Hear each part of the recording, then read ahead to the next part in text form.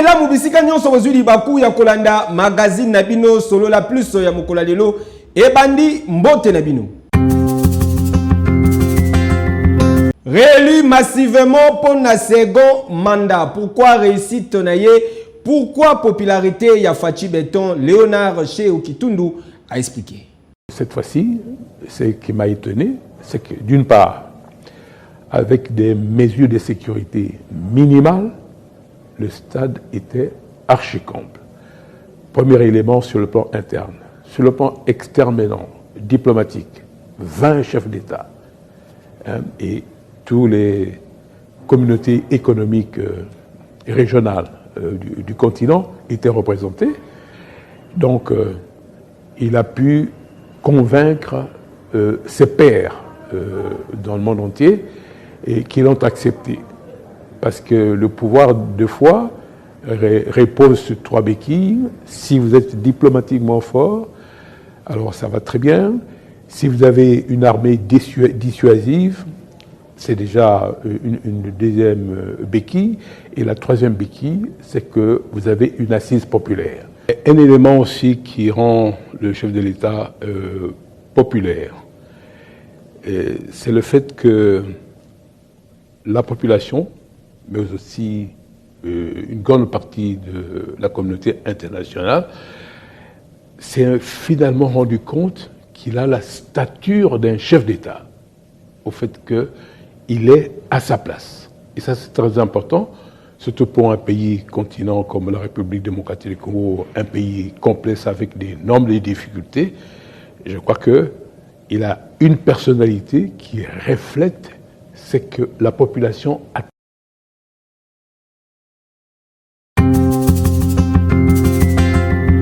Avenir ya Union Sacré, secrétaire général ya IDPS Augustin Kabouya AK47 azali ko poursuivre ba série ya consultation lobeleki ya kutanaki na premier ministre chef ya gouvernement Jean-Michel Sama Lukonde. Retour en image. Ce matin, quand je l'ai eu au téléphone, je lui ai parlé que je voulais un peu vous rencontrer aussi.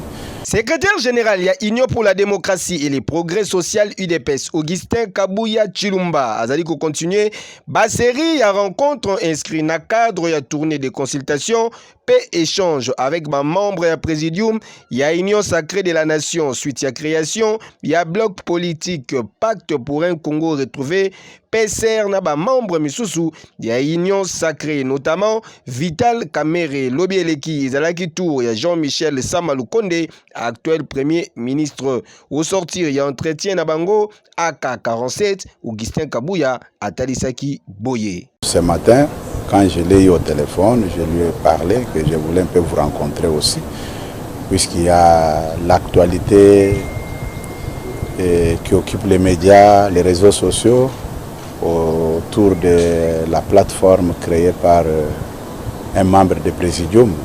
Ce qui est tout à fait normal, que moi je n'ai pas condamné, puisque les membres du Présidium peuvent se réunir, se concerter, je suis d'accord avec ça, mais qu'on ne puisse pas en faire un problème pour nous diviser. Et je voulais parler avec tout un chacun et connaître sa position.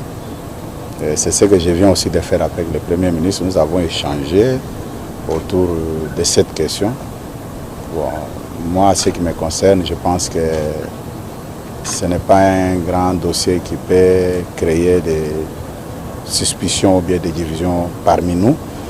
Bref, nous avons parlé en famille, c'est ce que vous pouvez retenir. L'initiateur de l'Union sacrée, c'est le chef de l'État. Nous travaillons parce que le chef de l'État veut que nous soyons là. L'Union sacrée n'est pas une initiative de quelqu'un.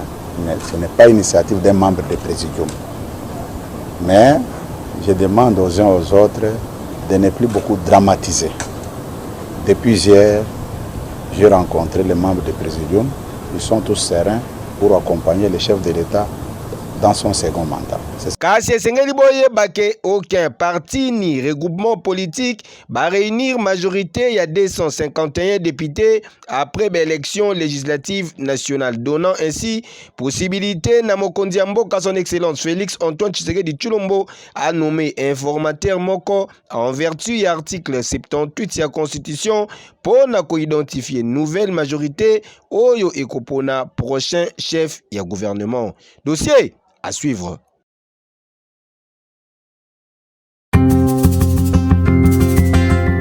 Gouverneur intérimaire ya ville province ya Kinshasa, son excellence Gérard Mulumba dit Jekoko azali déterminé pour na kosilisa bosoto oyo ezwaki esika na zando ya munene babandi ko déboucher bakanivo kasi misala ezali kosalama sous supervision ya la police ya assainissement ya ville ya Kinshasa. Boza ba détail.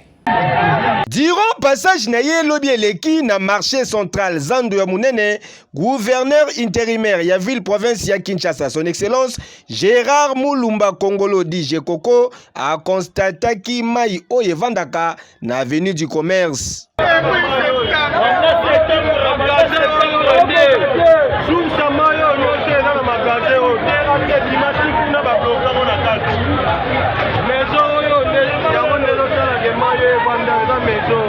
Trouvons solution nde ya confiaki suivi ya ba travaux oyo na la police ya assainissement ya ville ya Kinshasa oyo kumba makaepa les fils de la promesse le major Rémi Kanza mal à l'aise sous la conduite bien évidemment ya commandant ya la police ya ville ya Kinshasa le général Blaise Kilimbalimba ndenge kaka bozali komona boye musala ezali kosalama kitoko avec impact pe idéologie ba bandaki nanu na kolongola ba imondis ba déboucher ba caniveau nyonso ko bimisa basalite oyo evanda yango nde ebushaka ba caniveau kasi ya kokamwa ezali ke batu misusu batonga ba magasin na bango likolo ya ba caniveau. Alors la police ekotaki tina kati babuki bisika ba caniveau eleka ba déboucher yango basalite nyonso ezalaki awa ebimi. En tout cas ya kosamba ezate Kinshasa bopeto eza possible lelo grâce à volonté ferme ya gouverneur intérimaire son excellence Gérard Mulumba Jekoko en collaboration na la police ya assainissement ya ville province ya Kinshasa oyo ekumba maka epa ya le major Rémi Kanza mal à l'aise oyo pe bazali ko remplir ba mission na bango kitoko. Yo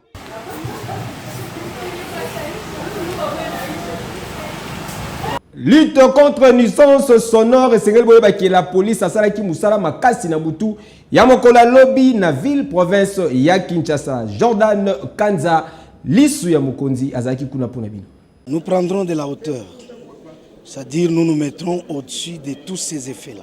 Sous la bénédiction, il y a commissaire divisionnaire adjoint commandant, il y a la police, il y a ville, il y a Kinshasa, le général Blaise Kilimbalimba, Nabutu ya lobby eleki, unité la police spécialisée pour la protection de l'enfant et lutte contre les violences sexuelles. Oye Kumba Makaepa ya colonel Mimi Bikela et Longono escadron et la police et assainissement ya ville ya Kinshasa.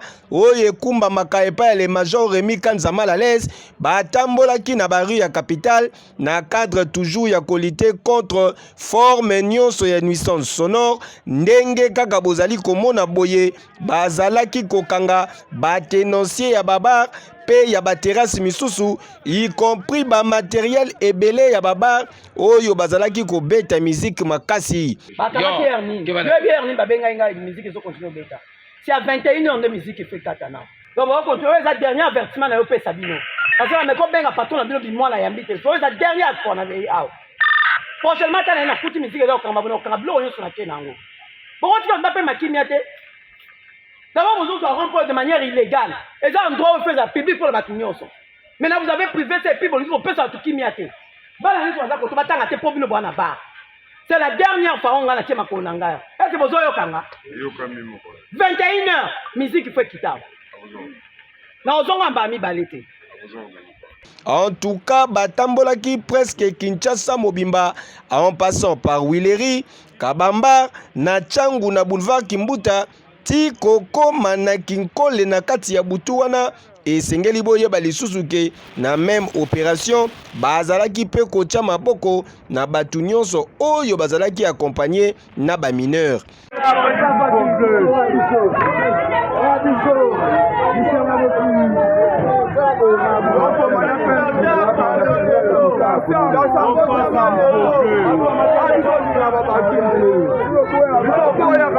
Ah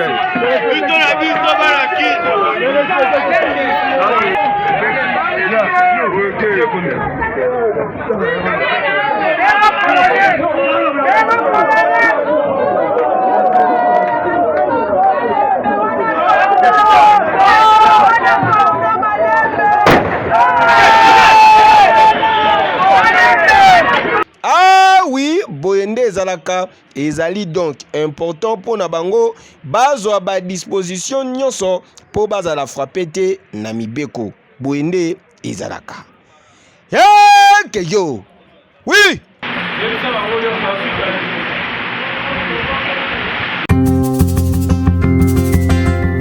Na croisement baveni Luka pe Mombele na commune ya Limete misala et katana pona nini population bazali komi tuna réponse na reportage signé Serf Luzolo Fiston Perro.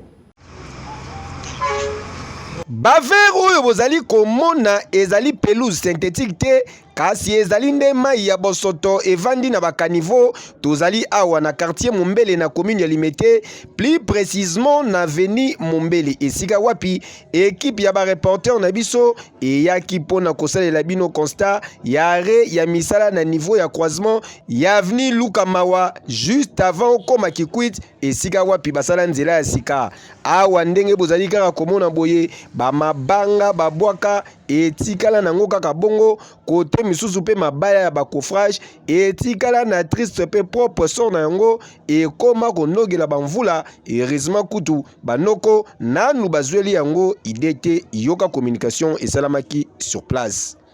Bon, avenue Mombele oh pena eza avenue principale hein, eza pena avenue principale na quartier Mombele oh. Eza avenue oyo e uti banda rond-point Bongolo et que iti ebimi na Kianza na avenue Kianza. Donc en passant eleki na banzela lokwa Lumumba et mais ti 12e écoutez na avenue Kikucho batongi sika ozo mi mabiso ti to bima na Fikine. Donc eza penda avenue principale quand na to lo baboye ozo permettre biso donc to désenclaver Mombele pour to mekape ko kima bambouteillage nzela ya université.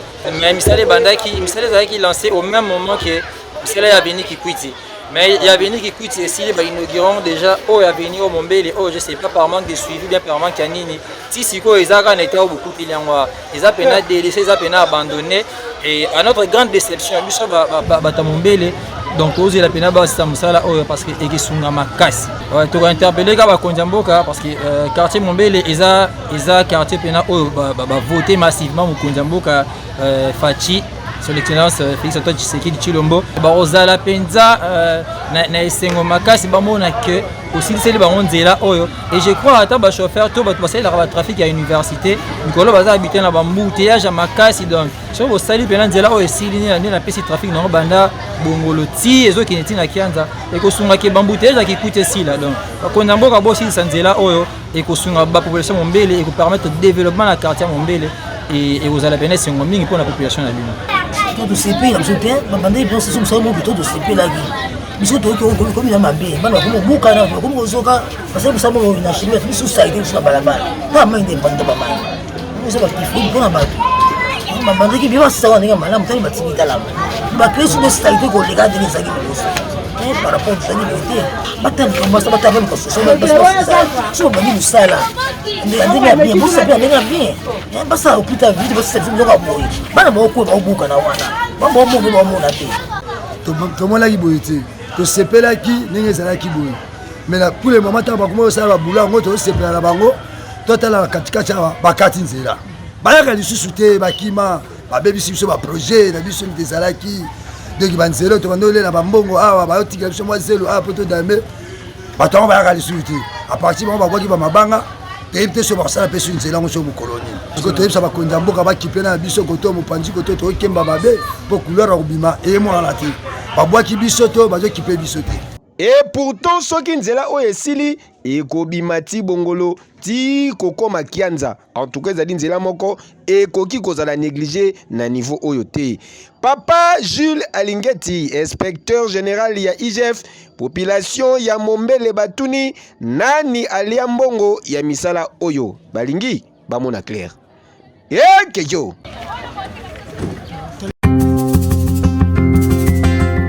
Anyokola population ya commune ya Kimbanseke na ndenge ya kosakana te hélico de chasse grand coulonneur akoyi na maboko ya Major Rémi Kanza mal à l'aise. Jordan Kanza reportage.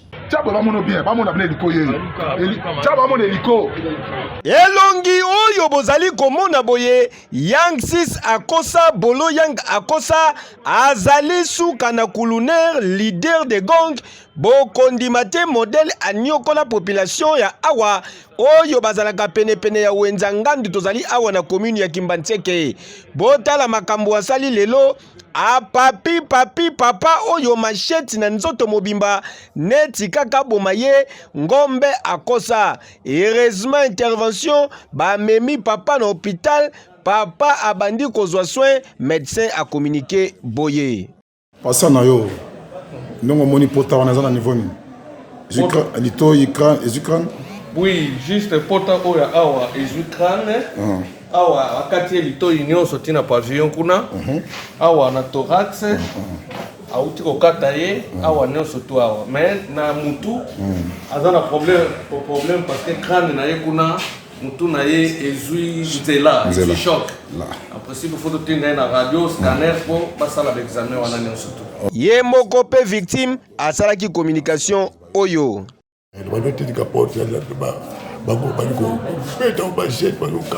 bato parmi bato bakata yo komone nani hélico hélico de équipe na ye bana jour na bi bagote de hélico de ye na bikito yeli yo. OK.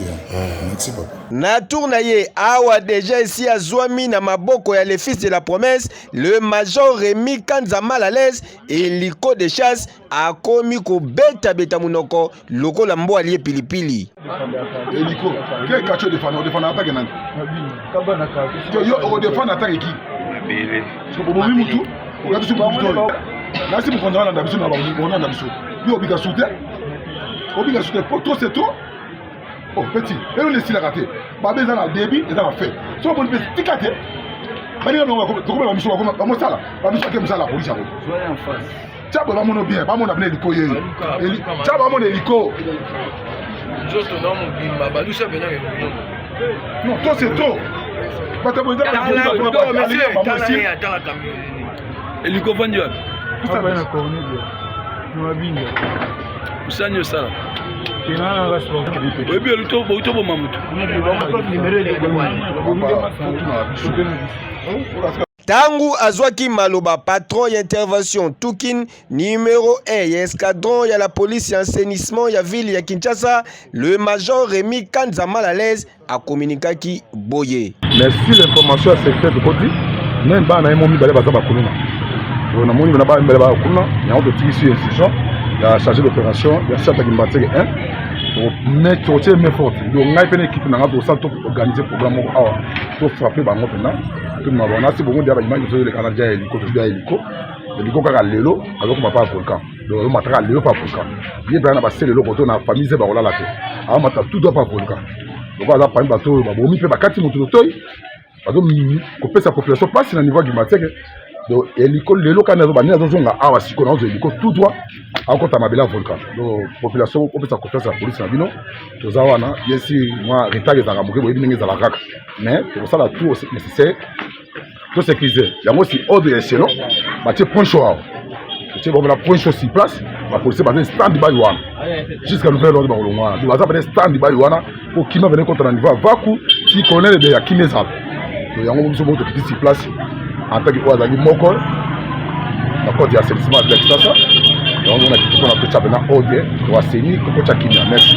Ah oui, Moussala ezali komonana. Merci na major Rémi Kanza mal à l'aise. Kasi tokosenga ke hélico de chasse oyo abima lisusu te ye ebongi penza akende kolia vungule. Batu nyonso oyo asala mabe hélico de chasse yeyo bokende ko charger dossier na ye. Boy kitoko te e nini?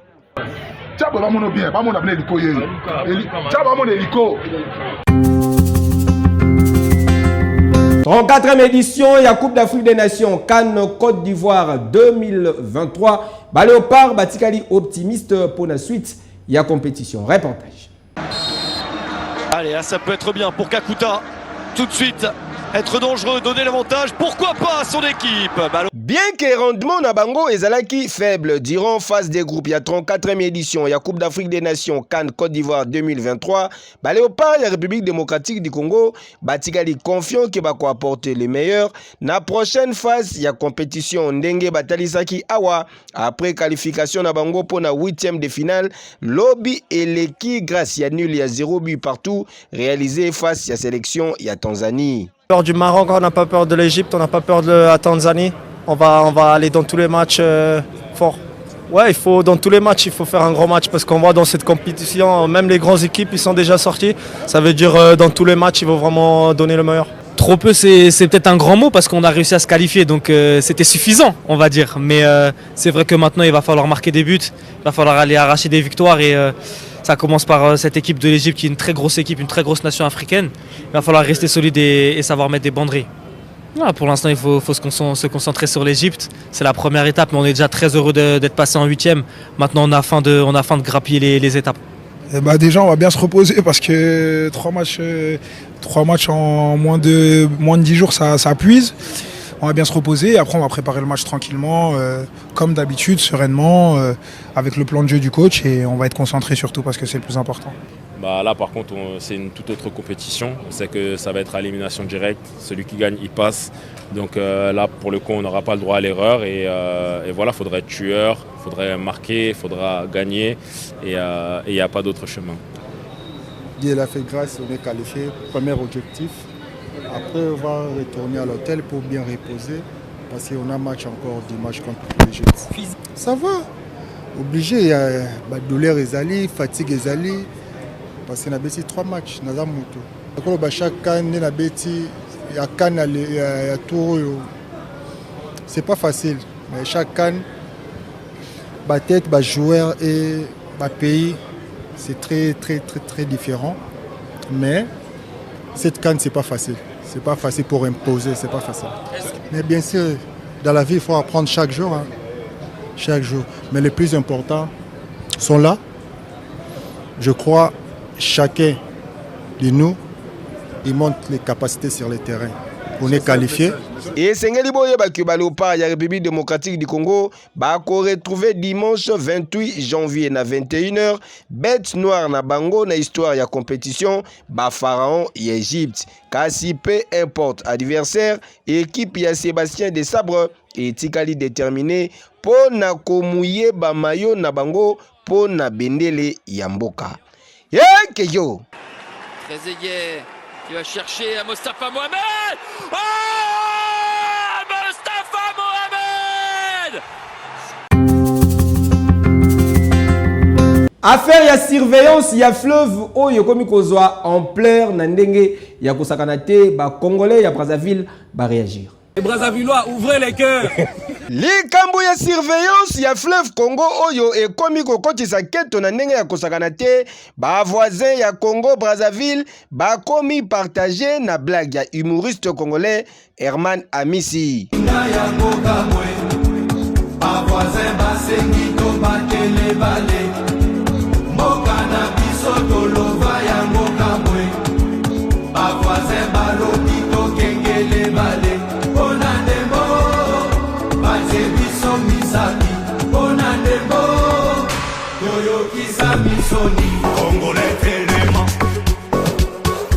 Micro et Tambolaki na banzela ya Brazzaville, Yoka Communication et Salamaki. Tous les Congolais du Congo Brazzaville sont déjà dessus, de nos frères voisins. Parce que avant que même la CAN commence, on a vu les vidéos qui circulaient. Non, vous les Congolais de Brazzaville, vous n'avez rien à faire en Côte d'Ivoire, restez au Brazzaville pour sauver le fleuve. On a accepté quand même de sauver le fleuve, on vous a donné nos forces. Mais après, quand on suit le match d'hier, c'est pour faire les nuls 1-1, ça ne nous arrange pas. Vous nous avez critiqué au moment où vous-même vous ne faites pas mieux que nous. C'est-à-dire c'est un peu bizarre. Et puis quand je vois les réactions qu'ils ont ratées, donc je préfère encore mieux que nous, parce que nous sommes les Congolais de Brazzaville, on joue plus que... Parce que la Gambie déjà, avec le Congo Brazzaville, il n'y a pas vraiment trop grand chose au fait. Nous-mêmes le Congo Brazzaville, on bat la Gambie. Mais eux, ils font 1-1 avec la Gambie. Tu vois pas, c'est comme si ils n'ont qu'à revenir, nous on va partir là-bas les remplacer carrément. On ne comprend plus rien, papa. Le football, c'est réalité. Nous ne sommes pas contre. On a l'habitude de les soutenir. C'est une façon de nous tirer vers eux pour que désormais les deux Congos se représentent au même moment. Mais s'ils reviennent, on n'a pas intérêt à surveiller ensemble le fleuve. Nous assurons l'intérim de leur côté. Quand ils vont revenir, ils vont prendre soin de surveiller leur côté. Notre côté, on sait qu'aujourd'hui c'est des laris qui surveillent, demain ça sera les Téké. Donc c'est à eux. Je ne sais pas par qui ils vont commencer, si c'est les gars de Bandundu ou du Bas-Congo qui viendront reprendre le service de leur côté. Parce que le fleuve en ce moment, nous surveillons de notre côté, mais nous prenons soin de regarder aussi parce que les autres sont allés jouer la Coupe d'Afrique. Comme moi, Merlin, quand je parle comme ça, donc ça veut dire que tu devrais, ils ont dit ça parce que nous, on n'est pas pareil avec eux. On est différents. Parce que là-bas, c'est le Congo RDC, ça c'est le Congo Brazzaville. Mais pourquoi on peut nous dire de sauver le fleuve? Là, on nous manque de respect. C'est pas bon. Il faut qu'on change. On ne voit pas seulement la blague. Il y a quelque chose qui ne va pas, c'est pour cela qu'ils ont dit ça. Félicitations à l'artiste qui a créé, parce que faire quelque chose et envahir tout un peuple, disons les deux peuples, c'est pas facile. Il a sa réflexion aujourd'hui et à la une. Nous l'avions très bien accueilli parce que ça motive. Ce serait mieux si nous partions ensemble. Mais comme c'est la RDC qui est partie, nous on comprend. Certainement demain ça sera notre tour. Il faut que la frontière soit surveillée. Donc nous n'avions pas mal pris la blague, ça motive. Ça veut dire que prochainement nous devions faire autant pour que ça soit également leur tour de surveiller le fleuve. Noko! Ah Noko! Et Subino, problème te Bokengela Kaka et Balea Congo. Herman Amissi, au lobby? Les Brazzavillois, ouvrez les cœurs. Ouvrez vos cœurs, laissez-nous gagner. Hein? Ouvrez vos cœurs. Aïe, on ne peut pas s'amuser un peu? Oh. Ouvrez vos cœurs, laissez-nous gagner. On a tout pour gagner. Merci pour la confiance en paix fidélité. To komi na suka ya solo la plus ya mokolo ya lelo ba mataba kitaba ba lokala mabele boyebi ke na préféra bino bo sepela gi na ba image bo pesa merci na papa na 4B Beni Lola azalaki na sima ya caméra elongo na aussi Muyanga Régie final esimbamaki na misapi ya wolo ya Bondi Mvutuka ngai na bino tukutani na mikolo zali koyena.